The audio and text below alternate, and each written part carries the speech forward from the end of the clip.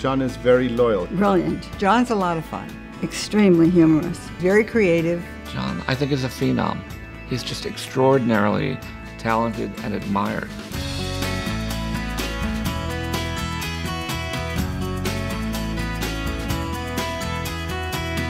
I think another thing about him that makes him very successful is that he's very true to his own concept of things. The man is able to produce year after year, time after time, emotional work that captivates the viewer and involves the viewer in a way that very few other designers can do. He always, just thinks about colors and it's all they meld together and how they do, and so it's very successful. John is enormously passionate in what he does.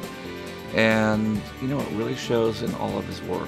His designs, they're beautiful. The objects are stately, many of them. Many of them are also very ordinary. So you don't feel intimidated, you feel curious. He's very attached to the classic mode, ancient Rome, ancient Greece. John has proved himself to be timeless because if you go back to something he's done 30 or 40 years ago, it's still current today. I think that John is the world of design.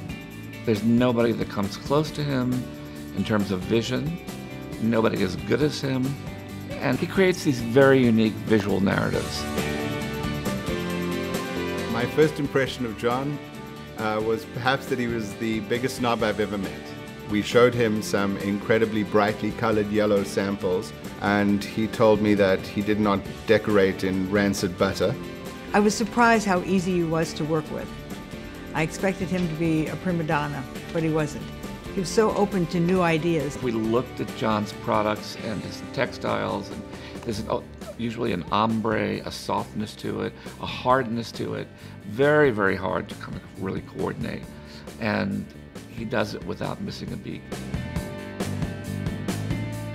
I think if he had a chance to have another career, he'd be a painter, because he was trained as a painter. I think without doubt, John would have made a great pope.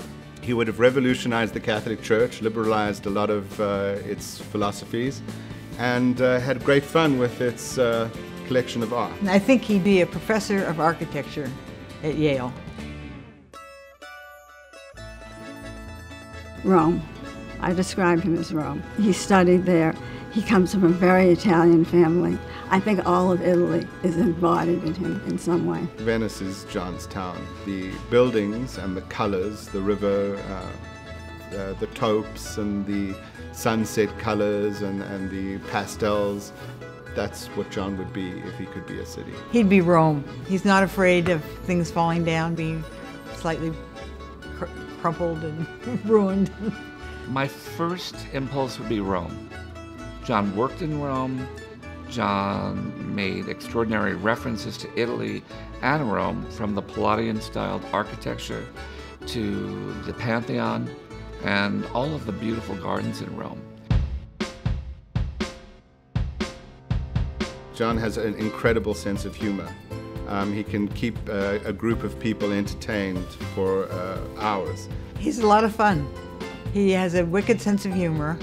He's funny. He's very, very funny. And he has a heightened awareness of everything. If you do take him to a good restaurant, make sure there's no music in the background. Make sure it's not too loud, that the ceiling's not too low. Make sure that his seat is preferably facing the window or a wall behind him. And make damn sure that the food is good. Where he sits in a restaurant means everything to him.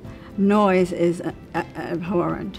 In fact, he once said that space and quiet are the last luxuries of the 20th century. And that's the other thing about him. He's very aphoristic. He's very knowledgeable, very knowledgeable.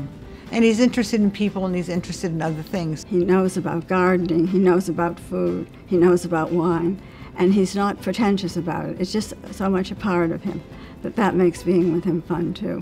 You always learn something from him.